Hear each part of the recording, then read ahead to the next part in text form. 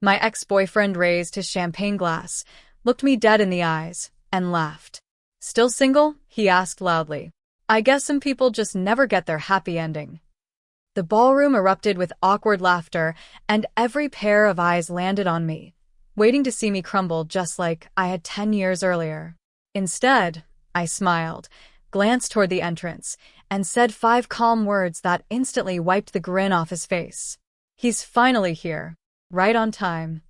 Seconds later, the ballroom doors opened, and the man who walked in made my ex turn completely pale.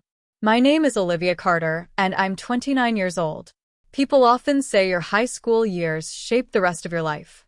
I used to think that was just something adults repeated because they enjoyed sounding wise. Then I walked into my 10-year class reunion and realized they might have been right. Because the first person I saw wasn't an old friend. It was the man who once convinced me I would never be enough. Back in high school, Ethan Brooks had everything. He was captain of the debate team, class president, and somehow managed to charm nearly everyone he met. Teachers adored him. Students admired him. Even parents spoke about him like he was destined to change the world. I fell for him when I was 17. For a while, I thought I had found my forever person. Looking back now, I realize I had mistaken confidence for kindness. Ethan wasn't cruel all the time. That would have been easier to recognize. Instead, he specialized in little comments that slowly chipped away at my confidence. "You'd be prettier if you dressed differently. You think too small. You'll never survive in the real world if you're this sensitive." Every sentence sounded like advice instead of criticism. By the time graduation arrived, I actually believed he was helping me improve. Then, 3 weeks before graduation, he ended our relationship.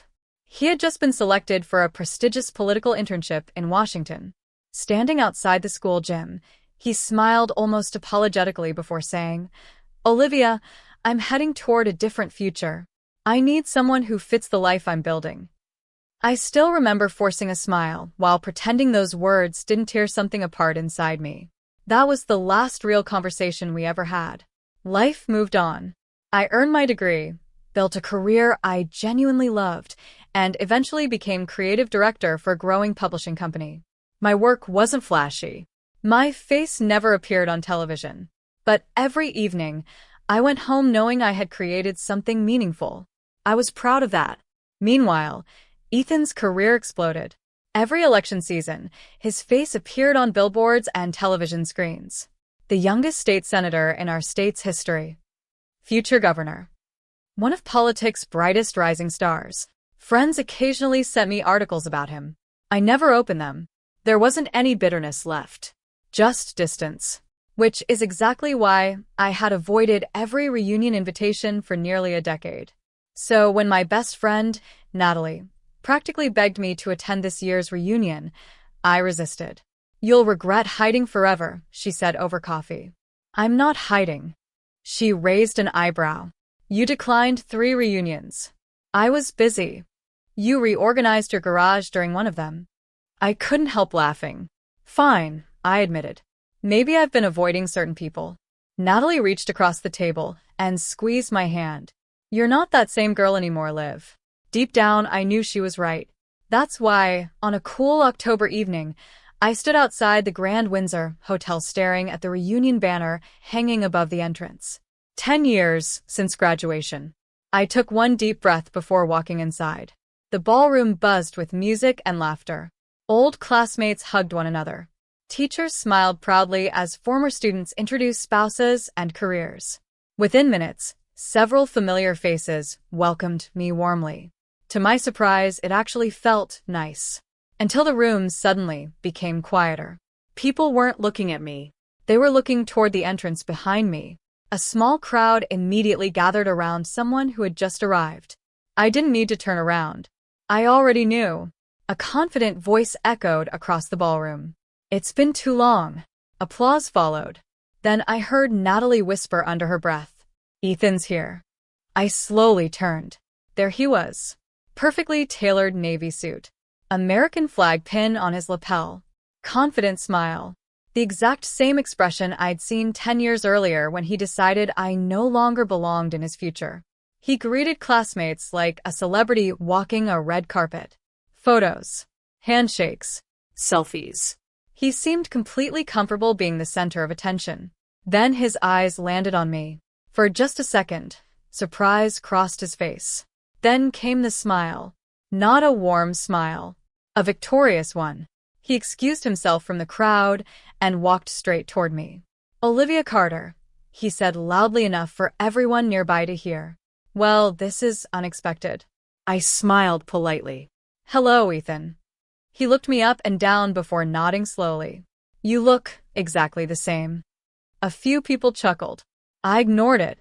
"So," he continued with that familiar smirk, "did you ever find that fairy tale life you always dreamed about?" The room became noticeably quieter. Everyone sensed what was happening. I simply smiled. "I'm very happy with my life." He laughed.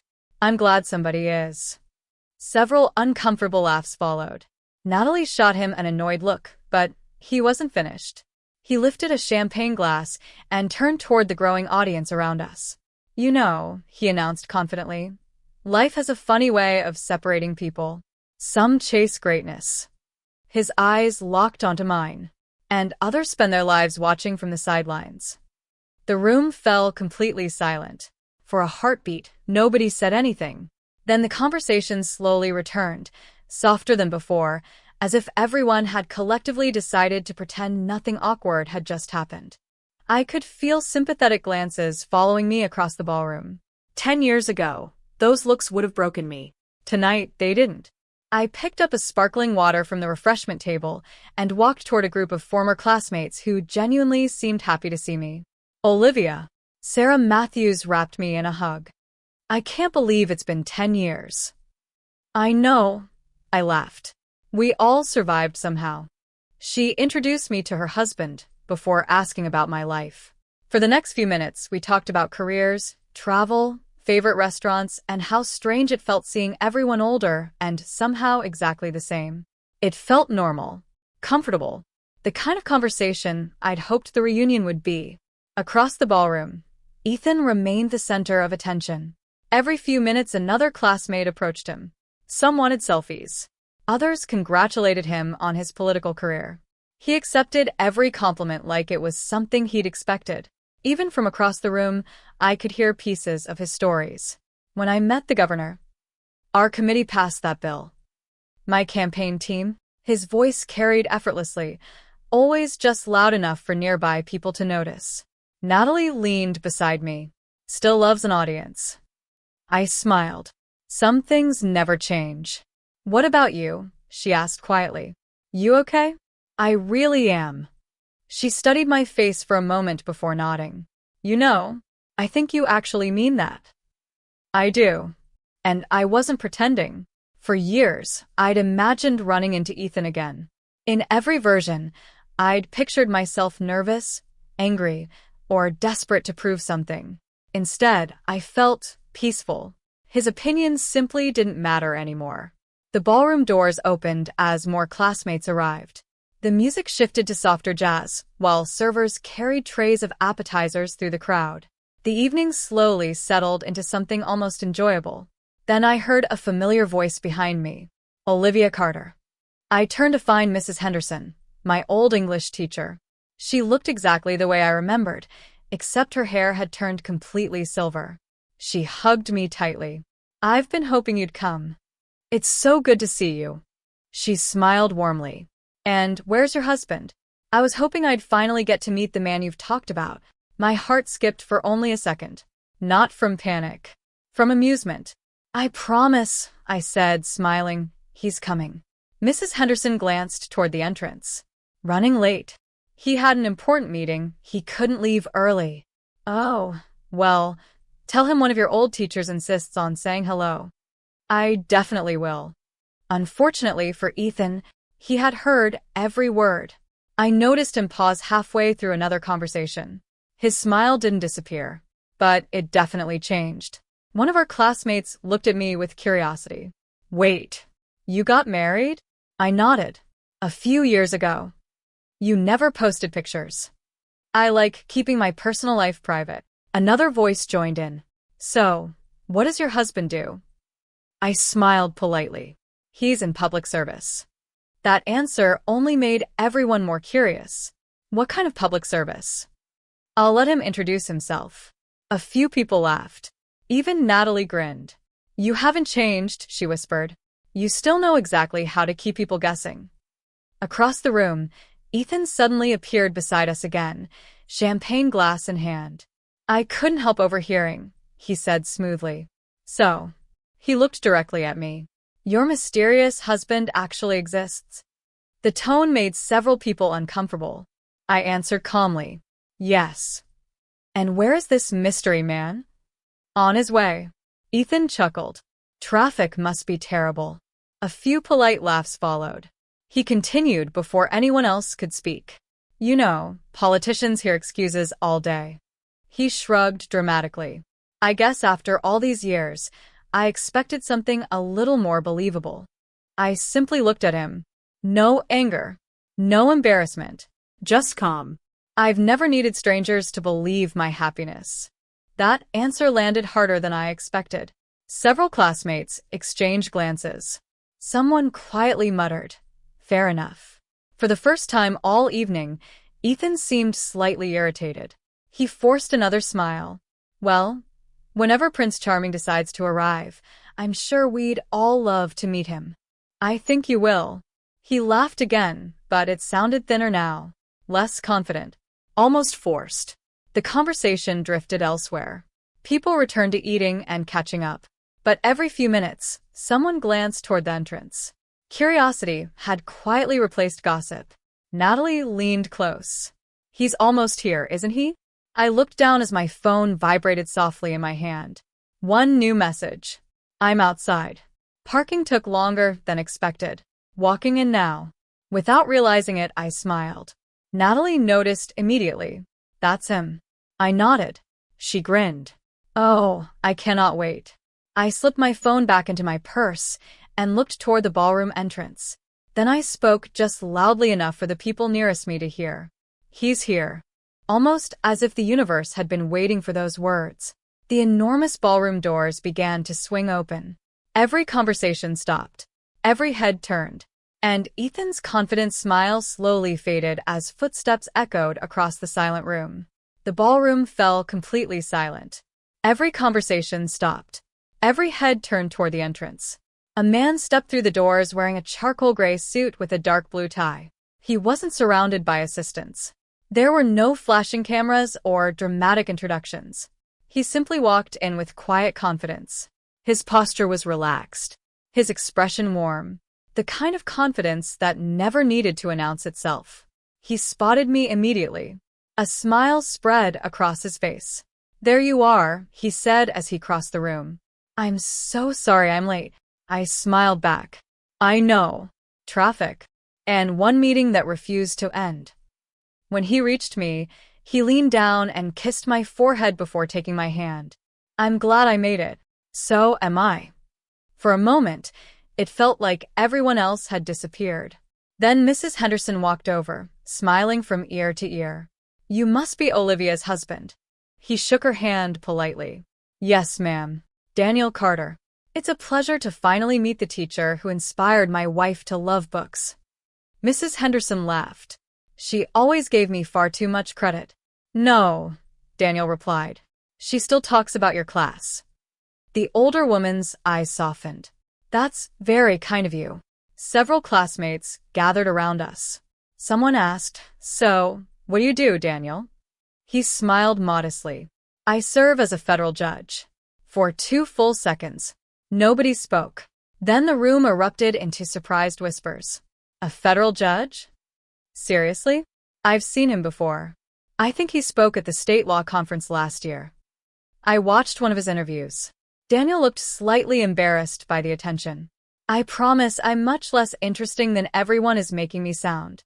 People laughed. Not because he was trying to impress them, but because he clearly wasn't. Across the room, I looked toward Ethan. The confidence that had carried him all evening was gone.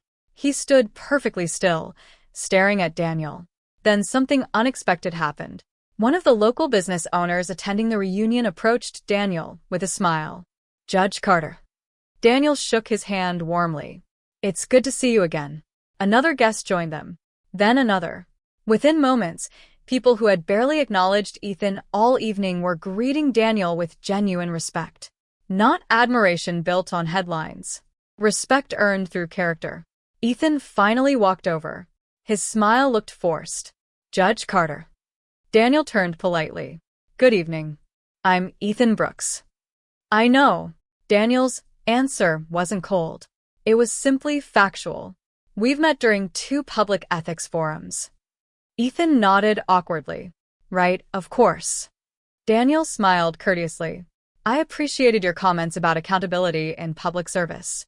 For the first time that evening, Ethan looked uncomfortable. There was something almost ironic about hearing those words after the way he'd spent the night treating people. He cleared his throat. I didn't realize Olivia was married. Daniel glanced at me before smiling. We've been married for 4 wonderful years. I guess she never mentioned it. Olivia never felt the need to advertise our private life. Daniel replied calmly. His tone wasn't insulting. It didn't need to be. The contrast spoke louder than any argument could have. One man had spent the entire evening announcing his achievements. The other barely mentioned his own. Natalie stepped beside me and whispered, Okay, I officially love your husband. I laughed quietly. So, do I? Mrs. Henderson looked directly at Ethan. You know, she said gently, I've taught hundreds of students. She smiled warmly at me. The ones who end up happiest are almost never the ones trying hardest to impress everyone else. No one laughed. No one argued. Because everyone understood exactly what she meant. The reunion suddenly felt different. People drifted away from political conversations and expensive success stories. Instead, they gathered around old friends, shared memories, laughed about embarrassing school moments, and took group photos together. The atmosphere became lighter, warmer, real. Before we left, several classmates quietly apologized for staying silent earlier when Ethan had mocked me. I smiled at each of them. It's okay. Because it truly was. I hadn't come there to prove anyone wrong. Life had already done that for me. As Daniel and I walked toward the exit hand in hand, Ethan remained standing near the ballroom windows, alone with the untouched champagne glass he'd been carrying most of the night. He didn't call after us. He didn't make another joke. There was nothing left to say. Outside, the cool night air felt refreshing. Daniel opened the passenger door for me before smiling. So, how was your reunion? I laughed. It turned out better than I ever imagined. He squeezed my hand. I'm glad. As we drove away from the hotel, I looked back one last time. 10 years earlier, I'd believed Ethan was the person who would determine my future. I couldn't have been more wrong. The boy who once made me question my worth spent the evening chasing admiration from a room full of strangers. I spent mine beside the man who had never once made me feel like I had to earn his respect. And in that moment, I realized something I wished my younger self had known. Real success isn't measured by titles, applause, or power. It's measured by the people who make you feel valued when no one else is watching. That night, I didn't leave the reunion feeling victorious because my ex had gone pale. I left feeling grateful because the life I quietly built was worth far more than the approval I once spent years trying to win.